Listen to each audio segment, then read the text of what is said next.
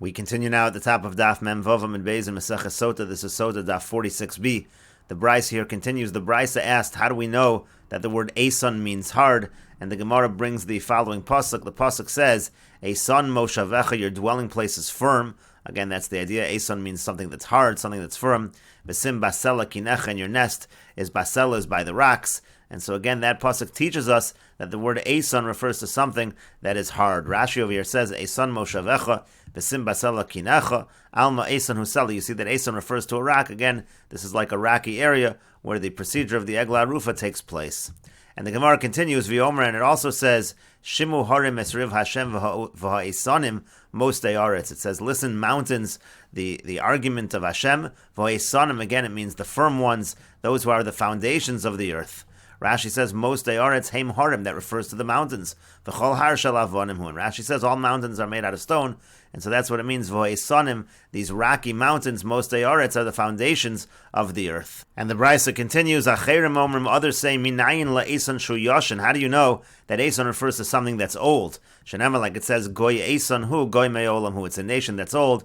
It's a nation that is from long ago. Rashi says, Shu yoshin, that it's old. V'lo shehuva karkiyaso mechadosh mekarka achrisi. That's the point over here, that the land, the earth is not new earth that's brought from some other earth. Goy me'olam hu, hainu yoshin. Again, we're referring to this old nation, and so that's the idea over here as well, that we're talking to old earth. And the Gemara continues at the two dots. The Mishnah said, "V'orfanosa bekofetz me'achorea." By Egla Arufa, they break the back of its neck with a cleaver. And the Gemara says, "My time, and what's the reason? What is the source for this?" Gamar arifa mechata sa'of. They learn out the word arifa says over here, and it uses that same language by chata sa'of. And just like by the chata sa'of, it's from the back of the neck. So too over here, they take a cleaver to the back of the neck of the Egla Arufa. And the Gemara continues at the two dots. The Mishnah said, "Umakoma asr milizro miliyave." That area is now prohibited from planting and from working. Tanu Rabban, and the rabbis taught, Asher lo yavid bo v'lo yizareh. Again, it says in the pasuk, this Nachal Eson, the area where they have the procedure of the Egla Arufa, it can't be worked, it can't be planted. L'sha'avar, divrei Rabbi Yoshi. Rabbi Yoshi understands that to mean, l'sha'avar means in the past, before this whole procedure, it was not worked. Before this whole procedure, it was not planted. Rabbi Yonasan Omer Lahabar, Rabbi Yonasan says that no, the pasuk means in the future. Once you do this process of Egla Arufa, so this land going forward cannot be planted and cannot be worked. And the Gemara explains, Rava Amar Rava says, Lahabodukuli almalo pligi. Everybody agrees when it comes to the future, that's not an argument that is certainly prohibited to work the land. It says velo yizareh, which is a kind of a future tense. Ki pligi l'shavar, the whole machlokas tanoim is there a prohibition that it cannot be worked, that it cannot have been worked in the past? Rabbi Yoshia Savar, Rabbi Yoshia holds miksiv velo ye'ubad. Does it say velo ye'ubad? It says asher lo ye'avid. That sounds like past tense. Rabbi Yonasan responds miksiv asher lo nevad. It doesn't say asher lo nevad. Asher lo nevad would mean past tense, but the way it's phrased over here is only referring to the future. For Rabbi Yoshi, but Rabbi Yoshi responds back to Rabbi Yonasan, Asher l'sha'avar mashma. When the pasuk uses the word Asher lo yavid, that does sound like the past tense, that it wasn't allowed to have been worked in the past. But Rabbi Yonasan argues Asher ribuyahu. Asher is actually an extra word in the pasuk as an inclusion. And Rashi over here says, Ribuyahu, it's an inclusion, Lo ba ela l'rabos kol avodos. What it's coming to do is to include all kinds of work. Kidel kamon, as we're going to say later on, Delo tidrushe b'chlalu prat, that you shouldn't darshan the pasuk in the formulation of a klalu prat. And the Gemara continues at the two dots. The Mishnah said, Umutter lisrok sham pishtan, it is mutter to comb flax over there, ulenaka sham avonim, and to cut stones. Tanu Rabban, and the rabbis taught, Asher lo yovid bo v'lo yizareh. And the pasuk says you can't work the land, can't be planted. Ein li ela zriya, I only know planting. Shar avodos minayin. How do we know that other forms of work are also prohibited on that land? Talmud Lomer, the pasuk says, Asher lo yovid bo mikol malkum. It says Asher lo yovid bo. It means any kind of work. Imkein ma Talmud Lomer v'lo yizareh. If that's the case, why does the pasuk say v'lo yizareh? Lomar lach, to tell you, mazriya miyuchedesh begufa shel karka. Just like when it comes to planting, that's a kind of work that's done with the actual earth itself. Av kol shi begufa shel karka. So too, what's prohibited is only work that's done with the earth itself. Yotza srikas pishtan v'nikor avonim, and that comes to exclude the combing of flax or the cutting of stones. She'einon begufa shel karka, because that is not in the earth itself, and that's why those are permitted. But the Gemara says, "Ve'em asher lo yavid bo klal v'lo yizarei prat." Why don't we say that asher lo yavid bo is a klal, is a general, and v'lo yizarei is a prat, that's a specific? This is, as Rashi already noted, would be discussed. And so we should say klal prat ein bechlal l'masha beprat. Anytime you have a klal prat, so we say the only thing that's included is that which was specified, zriya in midiachrina lo, and therefore planting would be, yes, that would be prohibited, but all other kinds of labors that would not be included, they would not be prohibited. And to that the Gemara said, again, as Rashi noted, asher ribuyahu. The word asher is an inclusion, and therefore that tells us not to darshan this pasuk as a klalu prat. And the Gemara continues at the two dots. The Mishnah said, Ziknei ho'ir rochsen yedein v'chulu. So then the elders of the city, they wash their hands and they make the statement again that they did not spill this blood. And the Gemara says, Tanu Rabban, and the rabbis taught, V'chol ziknei ho'ir hahi hakrovim el acholo yirchatzu es yedeim al ho'eglo harufa banachol. It says all of the elders of the city that are close to the corpse, so they wash their hands over the eglo harufa. And so the Gemara says, Shein Talmud Lomar Harufa. The Brisa says the pasuk doesn't need to say on the eglo harufa benachal. We already know that's what we're talking about. Uma Talmud Lomar Harufa. Why does it say harufa? Al mokom arifasa shel eglo. What it's saying is on the very same place where they decapitated the calf. That's where they washed their hands over that area. V'yomru, and then they say, Yadenu lo shafches hadam hazeh, we didn't spill this blood, ve'inenu lo ro, and our eyes didn't see. V'chi al libeinu also shebezin shofchin damim, but would it even occur to us that Bezin would spill blood? Ella, rather, what does it mean? Lo bali yadenu pitranu below mazonos. What it means is he didn't come to us and we let him go without food. V'lo rinu v'inachnu below levaya. We didn't see him and let him go without proper escort. And the Gemara continues, Tanya, we learned in a brisa, Hoyer Rav Meir, Omer Rav Meir says, Kofin l'levaya, we force the concept, or we force the idea of accompaniment, sheschar halevaya ein lashir, because the reward for accompanying, it has no measurement, meaning to say, the idea of escorting somebody is a very important thing, and it's something that there's no measurement for the reward. Shenemar, as the pasuk says, Vayiru hashomrim, ish hayotze min ish Ishiyotze Minir, it says that the guards saw a person coming out of the city. This is in Sefer Shoftim. Vayomrulo, and they said to him, Hareinu na esmavoir, show us the entrance to the city, and if you do so, v'asinu imcha chesed, then we're going to do with you kindness. Uchsiv, and the pasuk goes on to say, Vayarim esmavoir, he showed them the entrance of the city. Uma chesed asuimo, and what was the kindness that they then did with him? Shekolo soir, because in the story, all of the people in that city, hargu leficharv, they killed them all by the sword. V'yoso ishum mishpachto shalchu, but that man and his family, they were sent away, they were able to escape. And then it says, Vayelach isha eretz hachitim, that the man went to eretz hachitim. Vayivan ir, he built a city. Vayikra shema Luz, he called the city Luz. He shemada yom hazeh, that's its name until this day. And the Gemara says, Tanya, we learn in a brisa, he Luz, that's the very same Luz, shetzoven ba tcheles, where they die, the tcheles, he Luz shebas an cherev, velo bilbala, that's the same Luz that Sancherev came, but he didn't mix up the inhabitants of that city. He wasn't able to affect negatively that city. And Nebuchadnezzar velo echriven, Nebuchadnezzar, even though he caused so much destruction, he didn't destroy that city of Luz. V'af malach hamavis ein lo reshus la'avor ba. Even the malach hamavis is not allowed into that city. Elazakanim shabar, rather the elders in that city, bisman shadaiton kotza alein, when in their minds they feel that they've reached the end, yotzin chutz lachomas, they'll go outside the walls of the city, v'hein mesim, and then they die.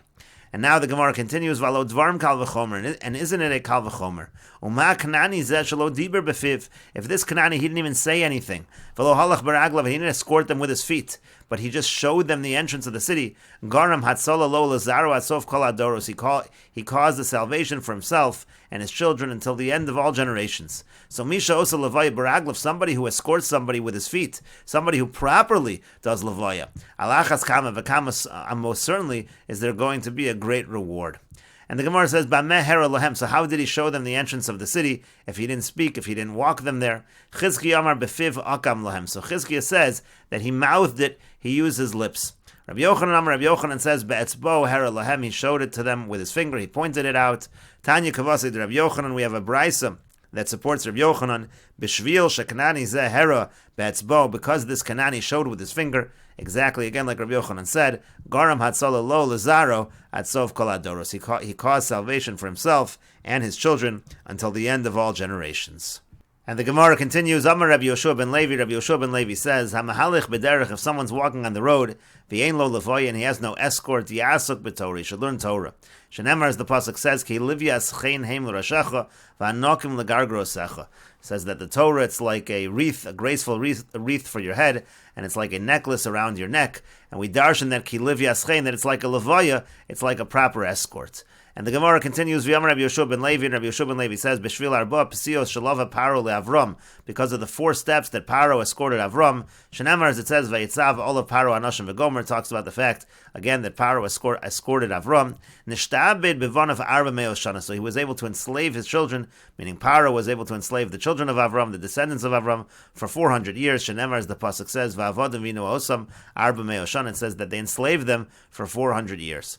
Amar Rav Yudah Amar Rav Yudah says that Rav says, Kol hamalaves chavero arba amos, anybody who escorts his friend 4 amos, ba'ir in the city, eino nizok, he won't come to any damage. Ravina alvil Rava bar Yitzchak, dalet amos ba'ir, Ravina escorted Rava bar Yitzchak 4 amos in the city, matal yade hazeka vitzil, there was damage that almost happened to him, but he was able to be saved. And the Gemara continues, Tana Rabban, and the rabbis taught, Harav le-Talmud, in terms of how far does a Rebbe have to escort his Talmud, ad ibura shel ir, it's until the end of the city, Chaver le-Chaver, a colleague to another colleague, ad Tchum Shabbos, until the boundary of Shabbos, the Tchum Shabbos, Talmud le-Rab, and how long does for what distance does a student escort a Rebbe? Ein lo shir, there is no amount. V'kama, but how much is it? Amar Rav Sheshes says, ad parsa, it's the distance of a parsa. Now that's only true by his Rebbe who's not his Rebbe Muvuk, who's not his main Rebbe. But if it's his Rebbe who's his main Rebbe, Shalosha Parsos, then the amount is 3 Parsos.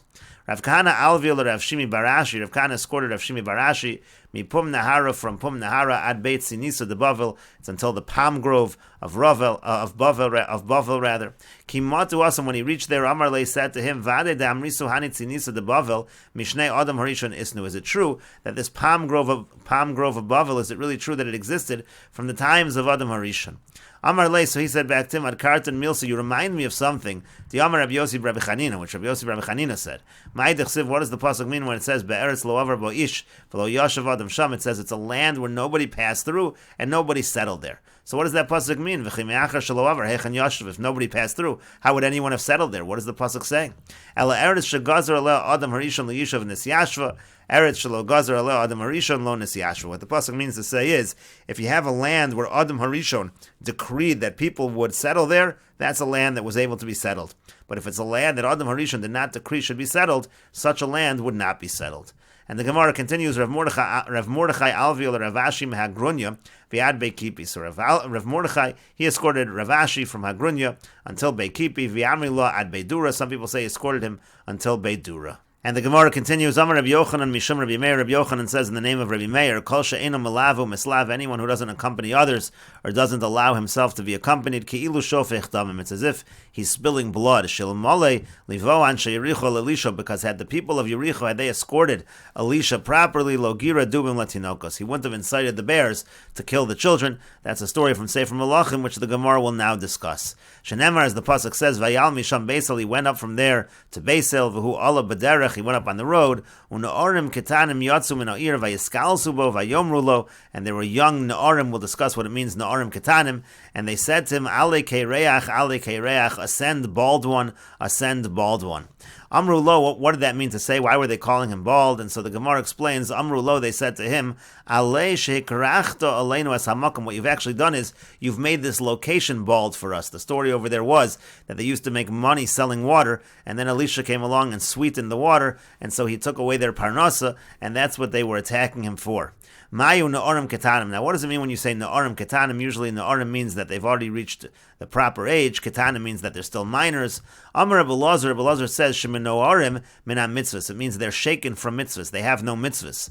Ketanim, and what does it mean ketanim? Shahayu mikitnei amuna. What it means to say is that they had very little faith. That's the idea of na'orim ketanim. It's indicating they didn't have mitzvahs and they didn't have faith. And the Gemara continues, Tana was taught, Na'orim hayu, actually they were Na'orim, they were lads, uvizvizu atzman kektanim, but they disgraced themselves, they made themselves lowly like ketanim, as if they were minors. Maskif la Rav Yosef asks, V'dil mal shem mekoman. Maybe when it says Na'arim, it's actually the name of the place that they're from, because we find that by a different pasuk. Milo Ksiv, isn't it written, Varam yotzu gedudim v'yashv me'eretz Yisrael nara katana. It uses the same kind of language, nara katana, over there in that pasuk. This is a pasuk also from Sefer Melachim. And so v'kashalan, so we had a question on that. Nara ukatana, what does it mean? Is nara and a katana? It seems to be a contradiction. V'yamar Rabbi Padas, and Rabbi Padas said on that, katana demin na'oran. It means she was really a katana, but she was from a place called Na'oran. So why don't we give the same explanation over here? And the Gemara answers, Hasam over there, lo mefarish mekom. It never says the location where she's from, and so therefore that's why we're able to offer that explanation. But over here, mefarish mekom, and we know exactly where they're from. We're talking here about a situation, the Anshe Richo, and so therefore we know where they're from, and so it cannot be the name of a location, and so therefore we have to darshan it in a different fashion. And the Gemara continues, the pasuk says, Vayifan acharav, so then he turned behind him, Vayirim vayikalim b'shem Hashem. It's talking about Elisha. He saw them and he cursed them. Ma'ra, what did he see? Amar Rav says, Ra mamish. It means he just looked right at them. Kedetanya, as we learned in a brayso, Rav Shimon ben Gamliel says, Kol makom shenasnu chacham meinayim, any place where the chachamim set their eyes, o misa o oni, either it causes death or it causes poverty. So by looking at them, that's how he caused this destruction. Ushmuel Amar, and Shmuel says, Rosh Shakulan Nesabra B'han Iman B'Yom HaKippurim. He saw that they were all, their mothers became pregnant with them on Yom Kippur. They violated the laws of Yom Kippur. Rabbi Yitzchak Nafcha says, Beluris Roa Lehen Kemorim. He saw the back of their hair. It was in the same way that the Emorim, that they style their hair. Rabbi Yochanan says, Rosh lo haisa ben lechluches shel mitzvah. He saw that they didn't have even any remnant of mitzvah in them. V'dilma bizarayu and hava, but maybe there was some mitzvahs that would be in their descendants. Amar Rabbi Elazar says, Lo bam v'lo bizaram atsof kol hadoros. It wasn't in them, and it wasn't in their children, to the end of all generations. And the Gemara continues at the two dots, again continuing with the story of Elisha. Vateitzena shtayim dubim min hayar. The pasuk says that two bears came out of the forest. Vatifkena mehem arboim ushnei yuladim. And it says that the bears attacked and they killed 42 children. And we will continue with this discussion in the next video on Daf Mem Zayin Amud Aleph.